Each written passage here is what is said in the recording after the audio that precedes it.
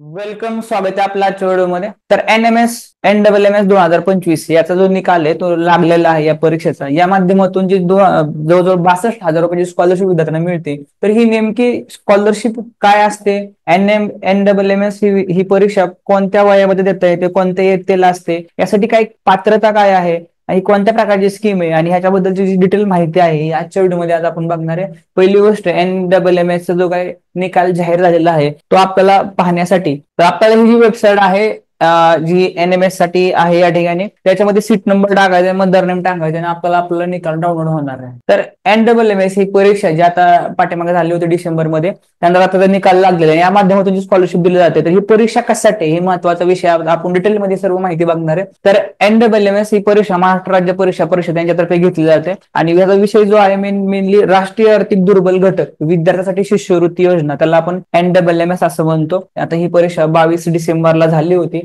त्याच्याबद्दल जी काय पात्रता आहे, काय सगळ्या गोष्टी आपण डिटेलमध्ये पाहणार आहे की स्कॉलरशिप कधी दिली जाते, किती दिली जाते, कधीपर्यंत ही स्कॉलरशिप विद्यार्थ्यांना मिळते. तर या योजनेची उद्दिष्ट काय आहेत, म्हणजे ही योजना मधून काय केलं जातं. तर इयत्ता 8वीच्या अखेर आर्थिक दुर्बल घटकातील प्रज्ञावान विद्यार्थ्याचा शोध घेऊन बुद्धिमान विद्यार्थ्यांना सर्वोत्तम शिक्षण मिळण्याच्या दृष्टीने आर्थिक सहाय्य करणे. म्हणजे 8वी मध्ये विद्यार्थी जे असतात त्यांना ही स्कॉलरशिप मिळते, त्यांना ही परीक्षा देता येते, त्याच्यामधून ही स्कॉलरशिप मिळते आणि त्याच्यामधून दुर्बल घटकातील जे हुशार विद्यार्थी त्यांना याचा फायदा व्हावा आणि 12वी पर्यंत त्यांना आर्थिक सपोर्ट या माध्यमातून 100% उपलब्ध राहतो. विद्यार्थ्याचे उच्च माध्यमिक स्तरापर्यंत शिक्षण घेण्यास मदत करणे, म्हणजे 12वी पर्यंत सपोर्ट राहतो. विद्यार्थ्याची बुद्धिमत्ता विकसित होऊन त्या विद्यार्थ्याकडून आपली विद्याशाखा व राष्ट्र यांची सेवा घडावी. तर परीक्षेचे स्वरूप, तर ही परीक्षा काय आहे, तर पहिली गोष्ट ही सदरची परीक्षा आता 8वी साठी सुरू केली, 2007-8 पासून चालू झालेली आहे. महाराष्ट्र राज्यासाठी परीक्षा महाराष्ट्र राज्य परीक्षा परिषद पुणे यांच्या मार्फत विविध जिल्ह्यातील केंद्रांवर घेतली जाते. दिनांक 22 डिसेंबरला ही परीक्षा झालेली होती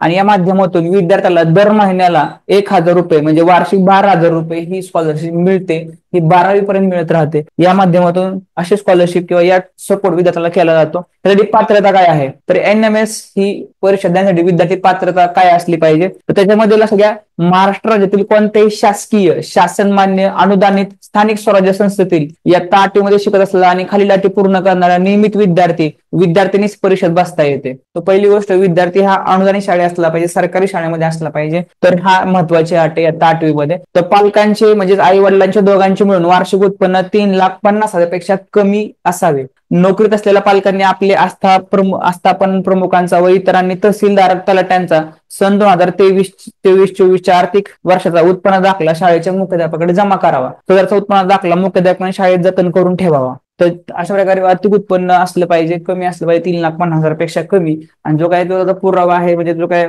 आर्थिक उत्पन्न दाखला आहे तो मुख्याध्यापकांपुढे जमा करायचा आहे. विद्यार्थिनी इयत्ता 7वी मध्ये किमान 55% गुण मिळवून उत्तीर्ण झालेला असावा. विद्यार्थ्याला 55% कमीत कमी गुण असणं आवश्यक आहे. तर SC आणि STच्या विद्यार्थी किमान 50% गुण मिळून उत्तीर्ण झालेला असावा इयत्ता 7वी मध्ये. तर ह्या पात्रता आहेत. आता दुसरी गोष्ट म्हणजे कोणकोणते विद्यार्थी या परीक्षेला बसू शकत नाहीत त्याच्याबद्दल. त्याला सगळ्या विना अनुदानित शाळेत शिकणारे विद्यार्थी परीक्षेला बसू शकत नाहीत, की म्हणजे ऍक्च्युली ते परीक्षेला बसू शकतात पण त्यांना शिष्यवृत्ती अपात्र आहे. तर कोणकोणते विद्यार्थी परीक्षेला बसू शकतात पण त्यांना शिष्यवृत्ती मिळू शकत नाही, असे जे विद्यार्थी ते बघूया आपण. तर विना अनुदानित शाळेत शिकणारे विद्यार्थी, त्यांना शिष्यवृत्ती मिळणार नाहीये, ते परीक्षेला बसू शकतात. केंद्रीय विद्यालयात शिकणारे विद्यार्थी, त्याबरोबर जवाहर नवोदय विद्यालयात शिकणारे विद्यार्थी, शासकीय वसतिगृहाच्या सवलतीचा, भोजन व्यवस्था, शिक्षण सुविधांचा लाभ घेणारे विद्यार्थी आणि सैनिक शाळांमध्ये शिकणारे विद्यार्थी हे परीक्षेला बसू शकतात पण त्यांना शिष्यवृत्ती नाही मिळणार. तर अशा पद्धतीचा ह्याचा पात्रता क्रायटेरिया आता आपण बघितलेला आहे. तर ही जी परीक्षा आहे यासाठी जे काही फॉर्म वगैरे असतो तो ऑनलाईन भरण्याचं पाठीमागं काम चालू होतं. त्यानिमित्ताने त्या डेट्स आणि त्याची जी वेबसाईट आहे इथून पुढच्या आपल्या व्हिडिओमध्ये ज्यावेळेस आपला पुढचा फॉर्म कधी येणार आहे, त्याची तयारी काय असणार आहे, त्याचे पेपर काय असतात, त्याची तयारी काय, याच्याबद्दल आपला व्हिडिओ येत ना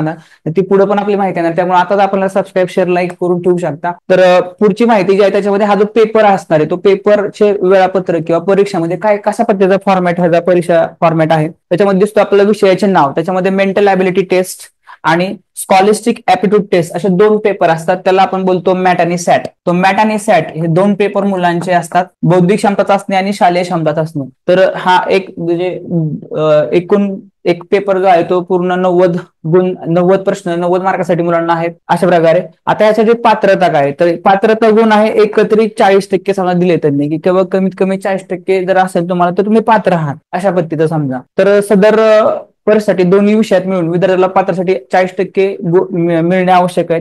SC व ST व दिव्यांग विद्यार्थ्यासाठी पात्रता गुण 32% मिळणे आवश्यक आहे. तर परीक्षेसाठी विषय हे 2 आहेत. एक आहे मॅट म्हणजे मानसशास्त्रीय बुद्धिमत्ता, इंटेलिजन्स, असे सर्व याच्यावरती हा प्रश्न पूर्ण 90 प्रश्न याच्यामध्ये आहेत. दुसरा जो पेपर आहे त्याच्यामध्ये तो आहे शालेय क्षमता चाचणी. तो ही सामान्यतः 7वी 8वी च्या अभ्यासक्रमावरती आधारित असेल. त्यामध्ये सामान्य विज्ञान 35 मार्काला आहे, समाजशास्त्र म्हणजे इतिहास, भूगोल, नागरिकशास्त्र हे 35 मार्काला आहे, गणित 19 मार्काचं आहे, असं म्हणून 90 प्रश्न त्याच्यामध्ये आहेत. तर उपविषयावर गुणांची विभागणी खालीलप्रमाणे आहे. त्याच्यामध्ये सामान्य विज्ञानमध्ये फिजिक्सला 11 मार्क आहेत, केमिस्ट्रीला 11 मार्क आहेत, जीवशास्त्राला 13 गुण आहे समजा, समाजशास्त्रामध्ये इतिहासला 15 गुण आहेत, नागरिकशास्त्राला 5 गुण आहेत, भूगोलला 15 गुण आहेत आणि गणितमध्ये 20 गुण आहेत. तर ही परीक्षा वेगवेगळ्या भाषेमध्ये त्याच्यामध्ये परीक्षा मराठी, उर्दू, हिंदी, गुजराती मध्ये मुद्रांना देता येते. त्याचबरोबर सर्वांना इंग्रजी माध्यमाची प्रश्नपत्रिका पण एकत्र देण्यात येते. तर या परीक्षेमध्ये सर्व जे काय एक प्रश्न आणि त्याला 4 पर्याय या पद्धतीने आहे. तर याच्यामध्ये कोणती खाडाखोड वगैरे करायची नाही, हे सर्वांना हे जे नियम माहीत आहेत. तर विद्यार्थ्यांना याच्यामध्ये कोणत्याही प्रकारचं निगेटिव्ह मार्किंग नाही. तो निगेटिव्ह मार्किंग ही मेथड एक राहते मुलांना, की याच्यामध्ये काही प्रश्न चुकले तर त्याचे मार्क कट होतात. तर अशा निगेटिव्ह मार्किंग मुलांना नाहीये. आता याच्यामध्ये आरक्षण